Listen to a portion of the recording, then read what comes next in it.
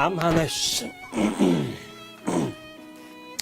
Heddiw, am hanes Cymru am 2.50 ceiniog, mae gennym ni hanes Dr William Price.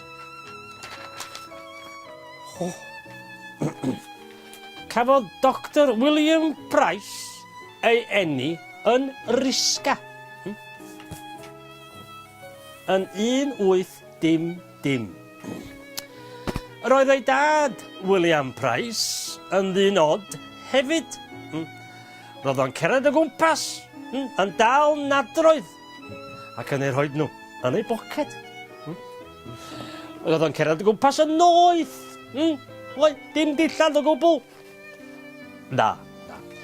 Ac mi oedd o hefyd yn cael cerig ac yn pwyri arnyn nhw, gan feddwl bod hynny yn ei gwneud nhw'n fwy gwerthfawr.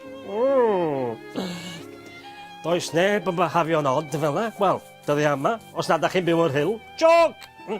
Os oeddech chi'n meddwl bod tad William Price yn ddyn od, efo un bechdan yn fyr o bicnic, roedd William Price ifanc yn...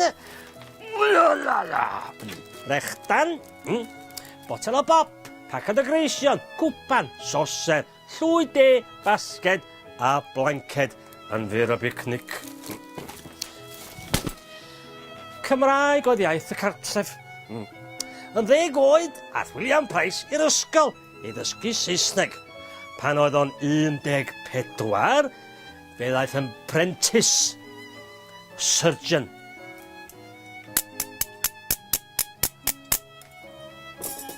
Yn 20 oed, daeth Price yn ddoctor mewn gwaith haearn, ironworks. Maen nhw'n dweud mae fo oedd y cyntaf i draws blannu croen ar rywun oedd wedi llosgi. The first skin transplant. Roedd Price yn sosialydd, socialist, ag yn genedlaetholwr, Welsh nationalists.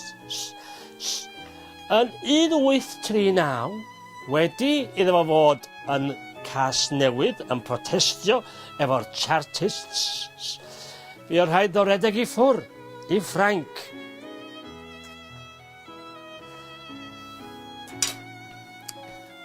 Yn y Louvre yn Paris, fe welodd Price garreg efo ysgrifen arni hi.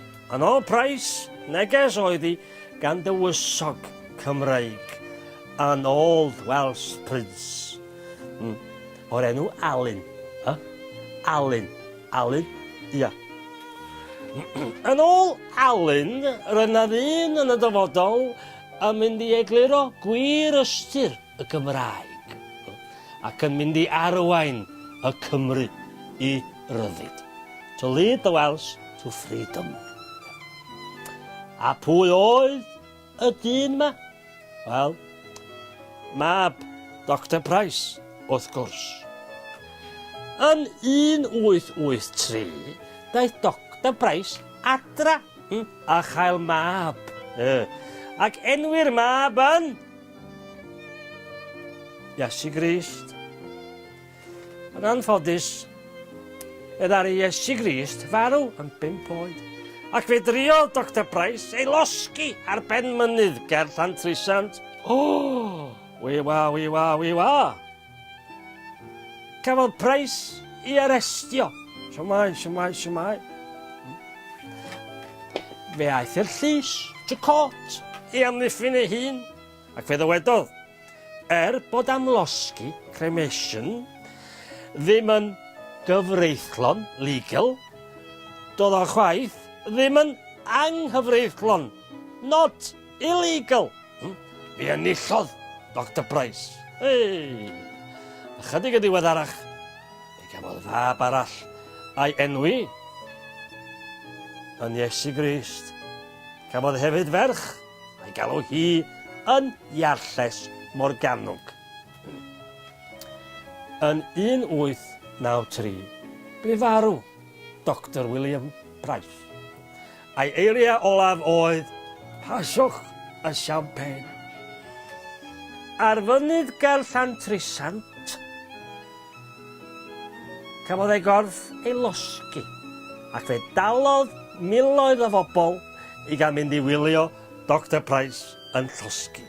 Ac ers hynny, fe daeth am losgi cremation yn boblogaidd.